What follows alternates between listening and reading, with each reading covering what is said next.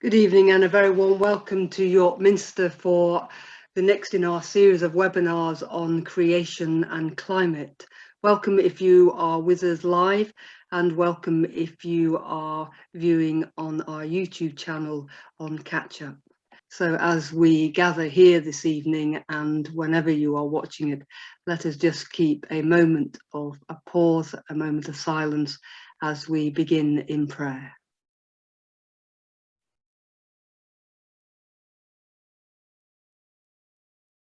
Glorious God, the whole creation proclaims your marvelous work.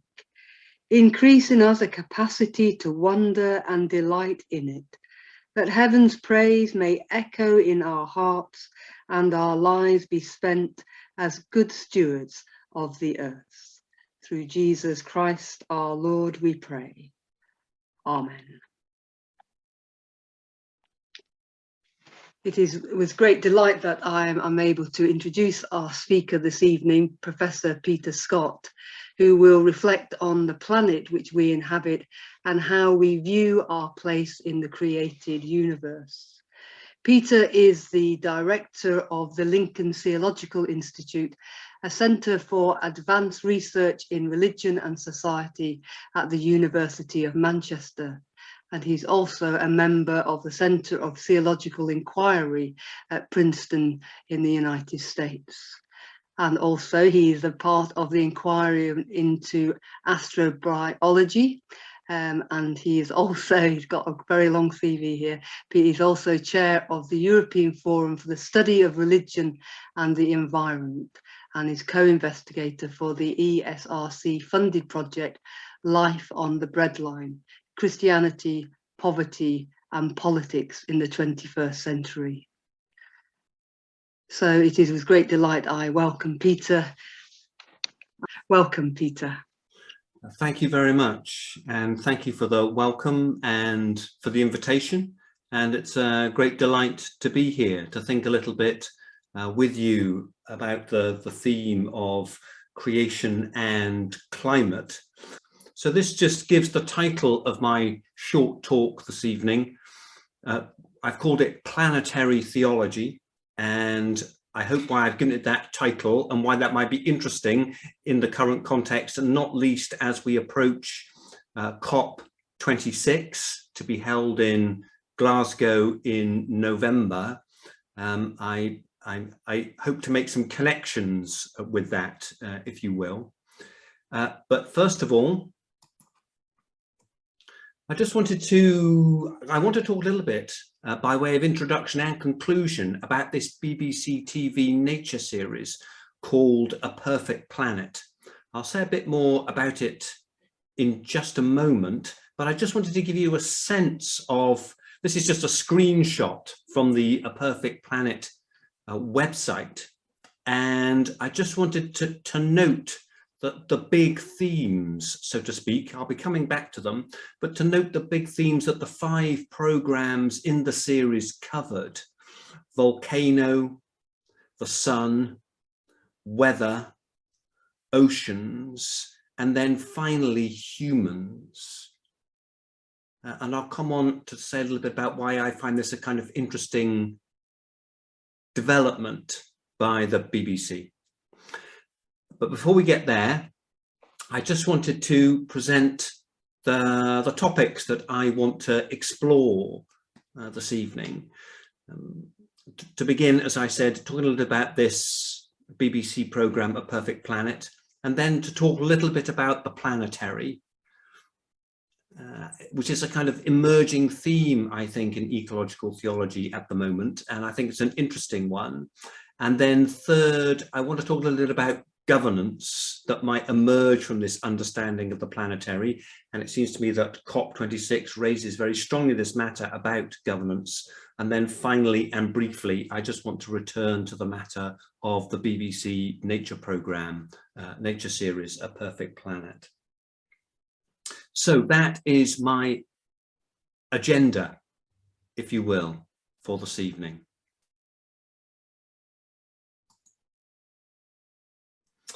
Okay, so having quit sharing, I'd just like to talk direct now for the next 25 minutes or so. So as I was suggesting, I want to begin and end this short presentation with some reflections on the BBC Nature series, A Perfect Planet, which was shown by the BBC in January of this year and is narrated by David Attenborough. And I think in its reference to the Earth's sciences, it invites a discussion of the meanings of the term planetary in the context of our common home. What does it mean to talk about the planet? What does it mean to talk about the planetary? What does it mean to talk about humans as planetary beings? What has Christian theology to say about any of this? And so I want to talk a little bit about the planetary in relation to the general ecological context in which we find ourselves. And then having done that, I want to talk a little bit about whether there are any implications for thinking about government and the political in the light of the planetary. And as we go along, I hope to make some reference to COP26. And then finally, I want to return one more time to the matter of the BBC programme. Okay, what was it that first caught my eye about the TV series A Perfect Planet? It was actually perfect, and I wondered in what sense this planet might be considered perfect. But I also thought it marks an interesting consolidation of a move by the BBC away from programmes on the natural world, programmes presenting to us animals and plants, and towards a more systemic view of planet Earth. And this systemic view offers us 5 programmes covering volcanoes, the sun, weather, oceans, and finally, humans.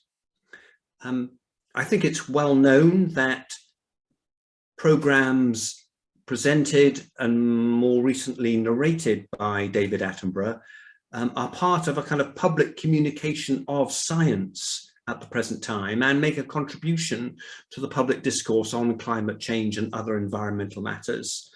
The 2017 series Blue Planet 2, which Attenborough also narrated, was widely credited with raising awareness in the UK regarding ocean pollution by plastics.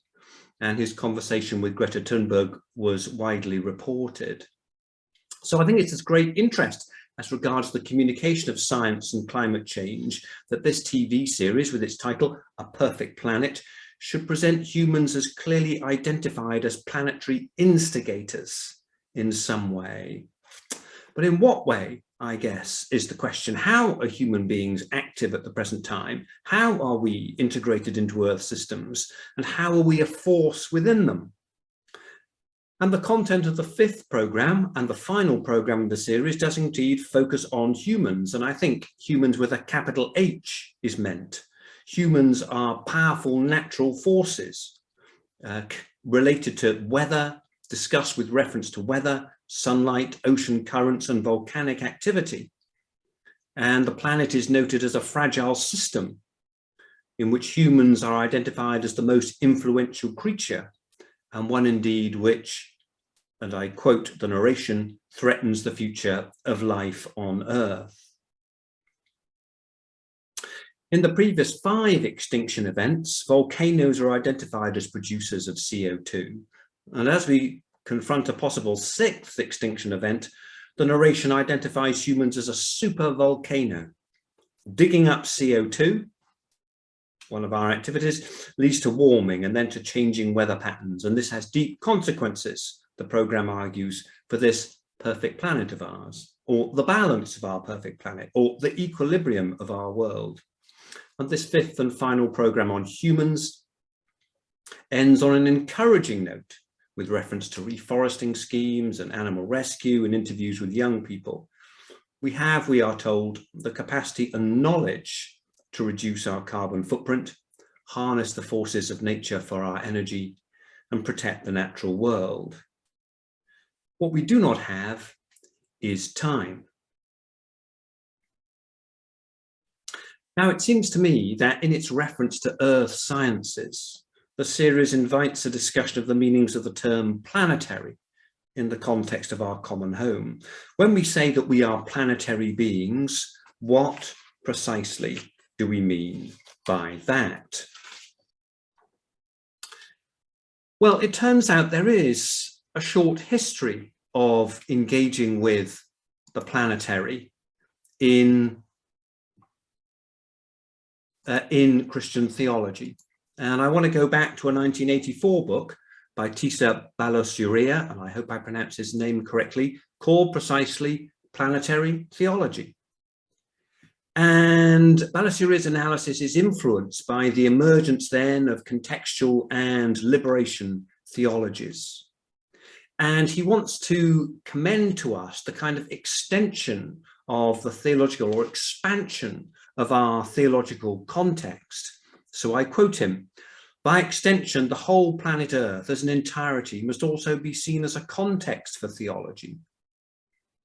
Today, the destinies of all peoples are closely interrelated and linked to the future of the Earth, the land, the seas, the atmosphere, and outer space."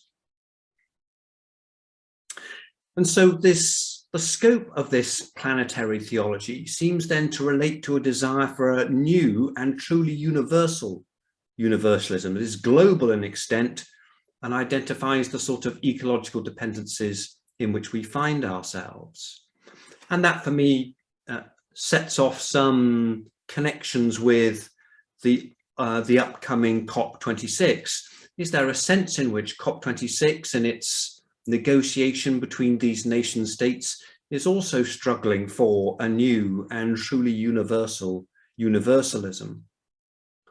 Balasuria goes on, "We all live on planet Earth with one limited, interlinked global ocean chain, one atmosphere, and one overall weather system."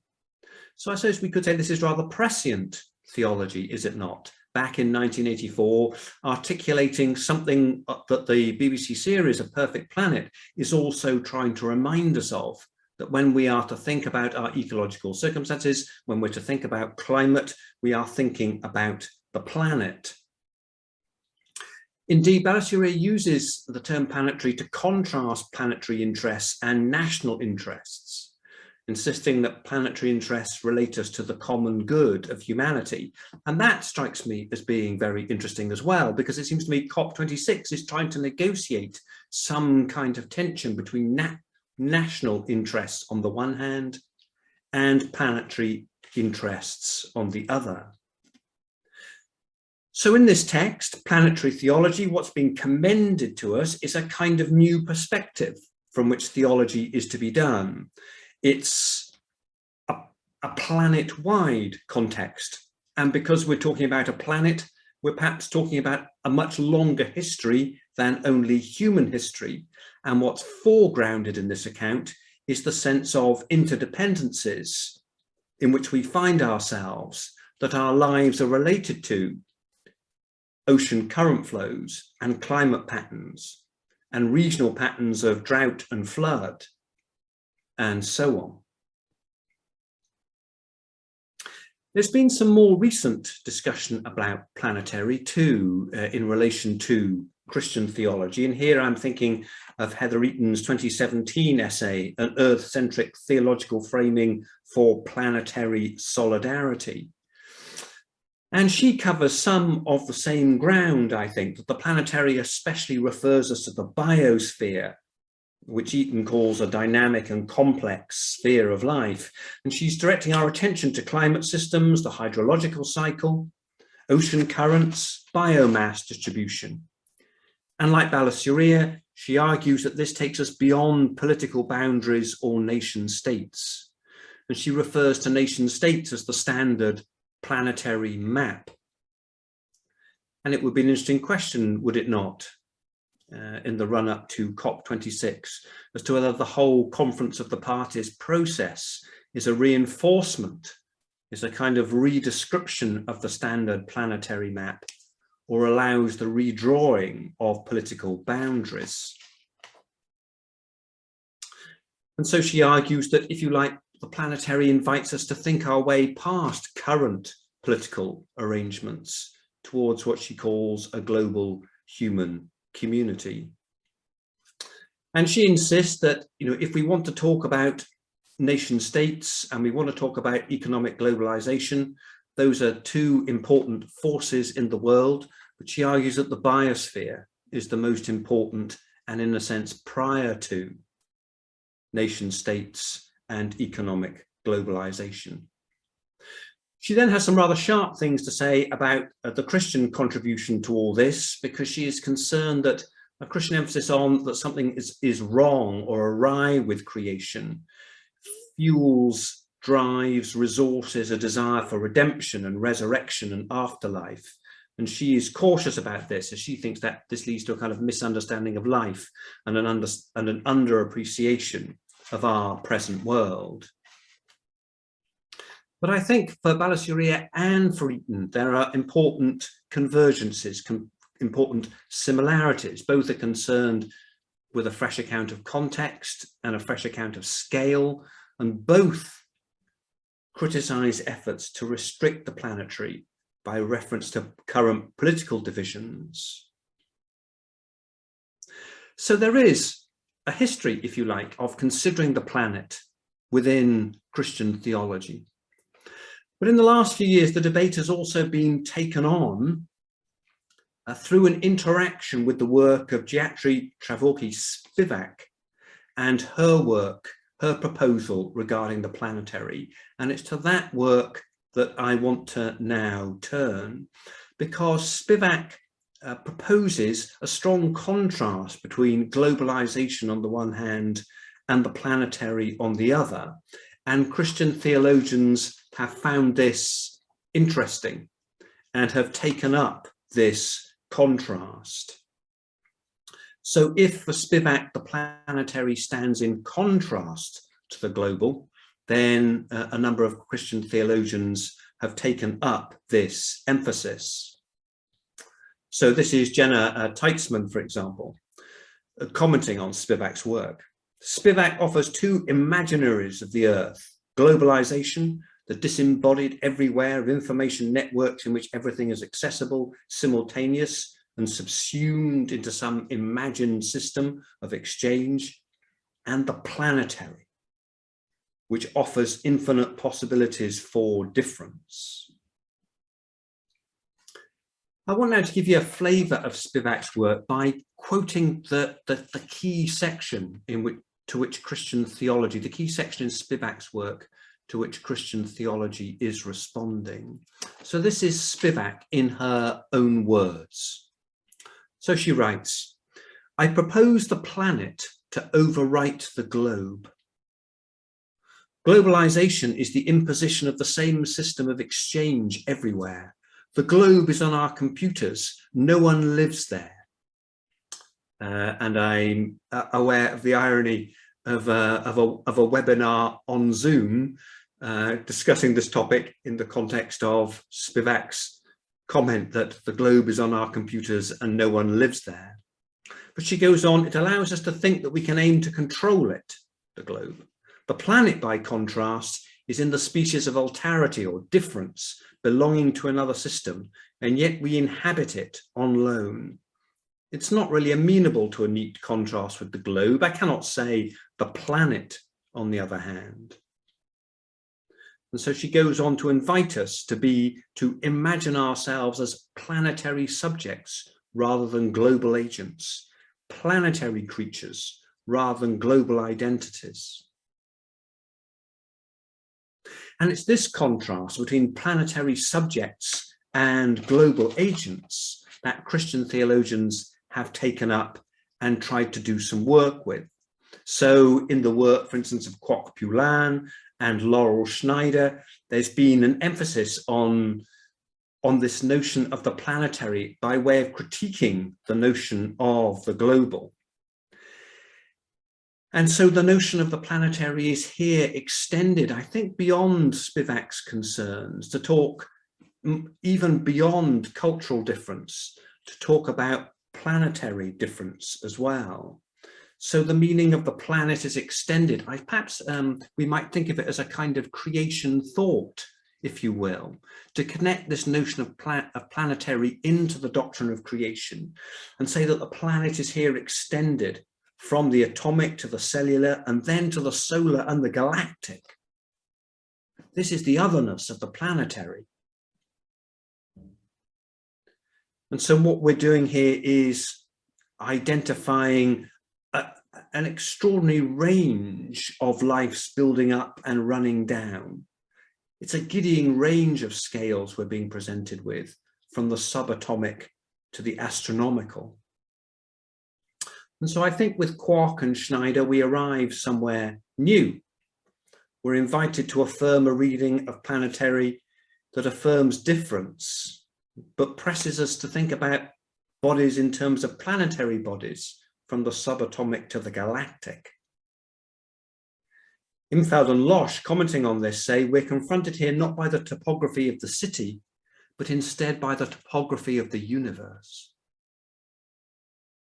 That's the imaginary we're being invited to step into, the topography of the universe.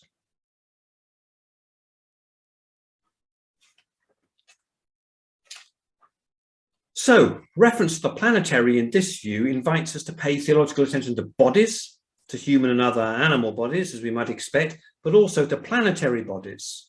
So we're faced with a broader range of bodies than humans and related bodies. We're invited to consider a much larger range of planetary bodies. The humans, that the other animals that we're entangled with, of course, but also other bodies. And the planetary then, of course, invites us to think a little bit about one of the important requirements for life, which is some kind of stable surface.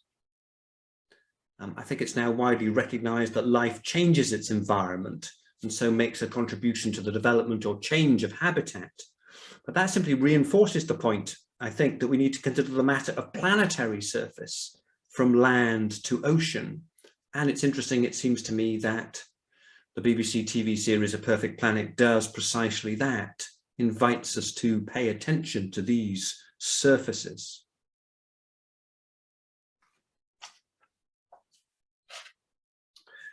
So the suggestion seems to be that theological inquiry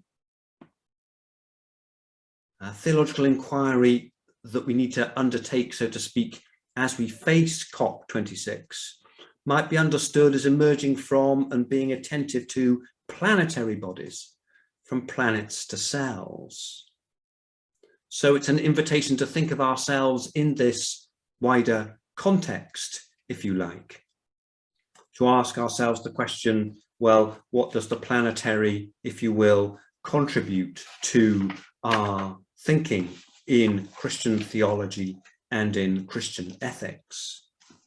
So what begins to emerge, I think, is what I'm tempted to call planetary moral law, which would be a kind of different ethical theory.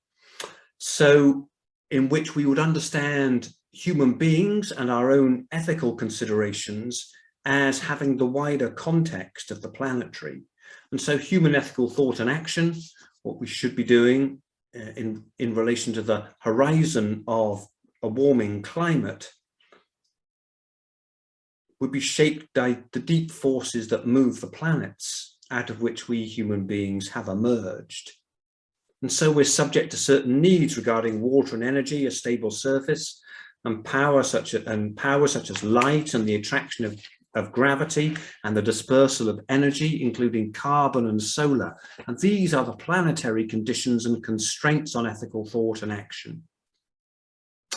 And such constraints might indeed be most obvious where the conditions of life are marginal and force dying edges out life. And so perhaps we might expect the churches to be operating in concert to amplify the voices where the conditions of life are becoming marginal and where force dying as a result of rising sea levels or disappearing food sources or changes in rain pattern edges out life. So perhaps the bare bones of a new theological agenda, which we might call planetary theology, begins to emerge.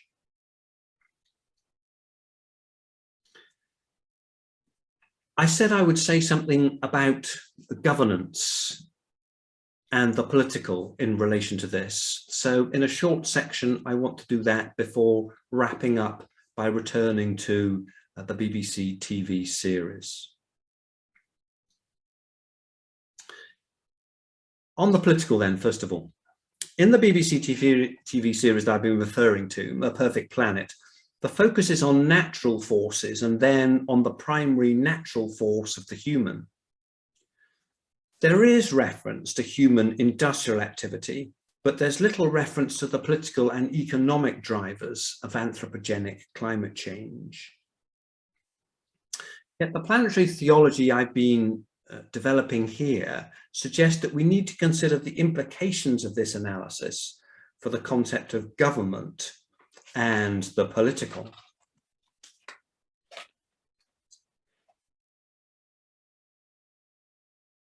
And it seems to me this is highly relevant in the context of our approach to COP26, which is clearly premised upon a gathering of nation states. And we've already seen Balasuriya and Eaton raise questions about what is the relationship between a global or planetary interest and the national interests or the interests of nation states.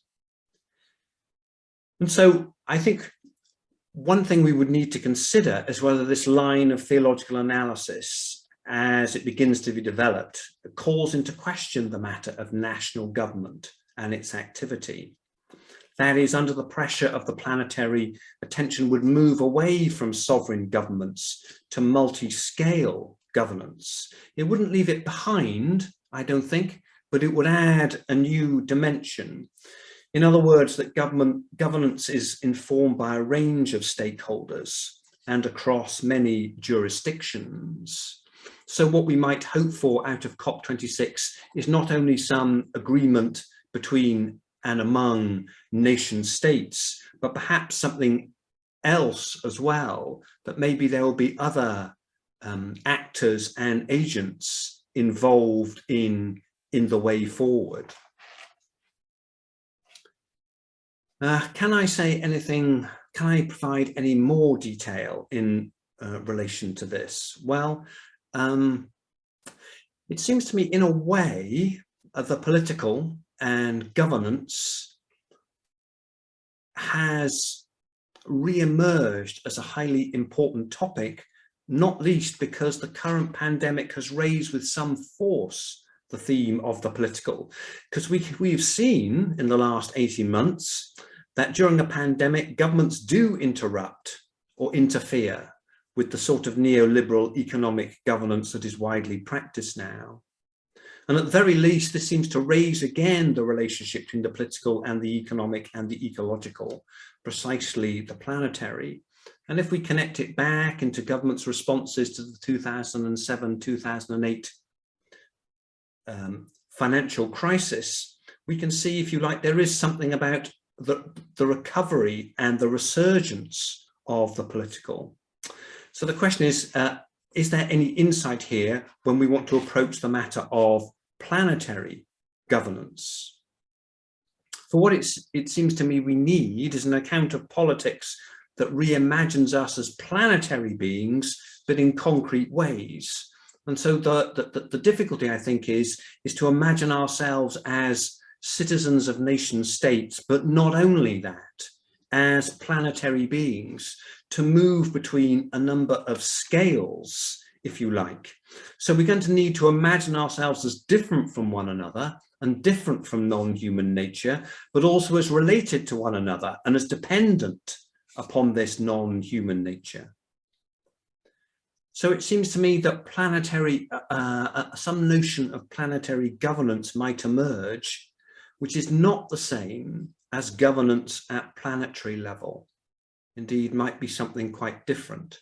And so it'd be interesting to explore, I'm interested to see if in the Q&A, whether we have some comment on this, as to whether COP26, the COP process is really an attempt at governance at planetary level, but whether some other sort of modes of government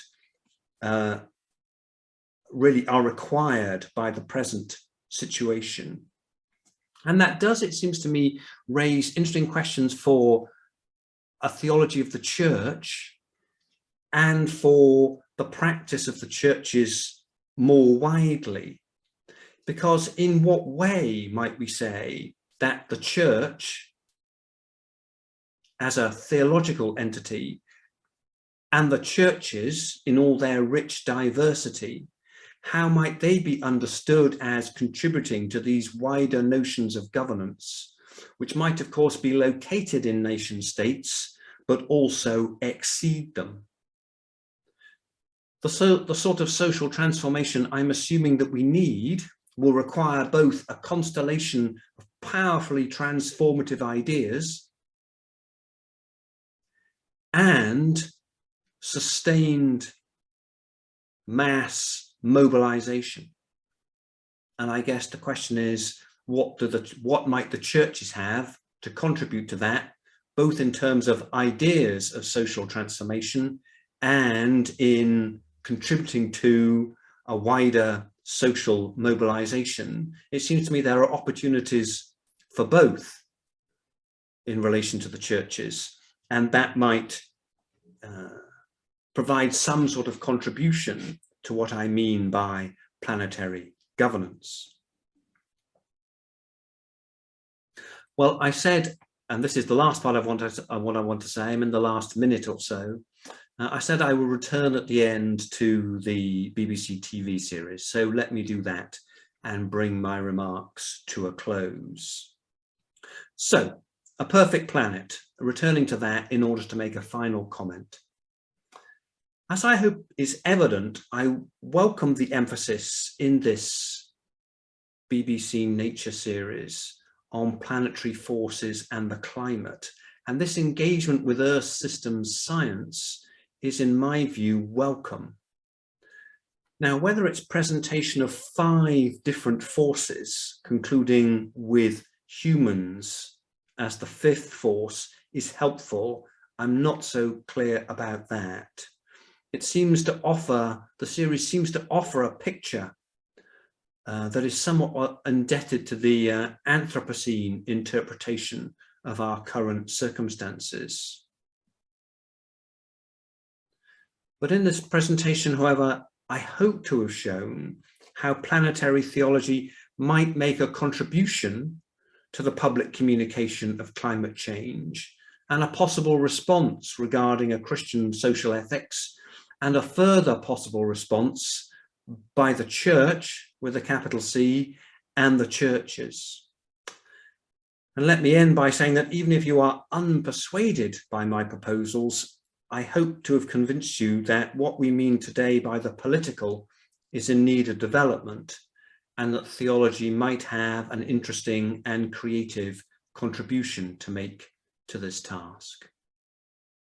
Thank you ever so much, Peter, for your time tonight and for challenging us with expanding our vision and our universe, or expanding our vision to include the universe in our response to creation and climate. So we very much appreciate you spending your time with us this evening. Pleasure.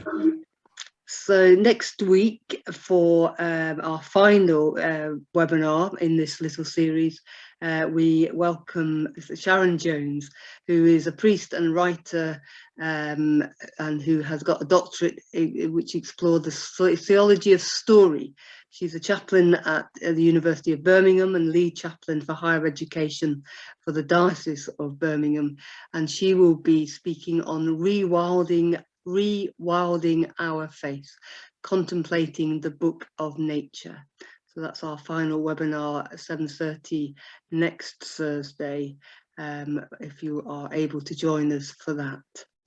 And so once again, thank you, Peter, and we're just going to end with a short prayer.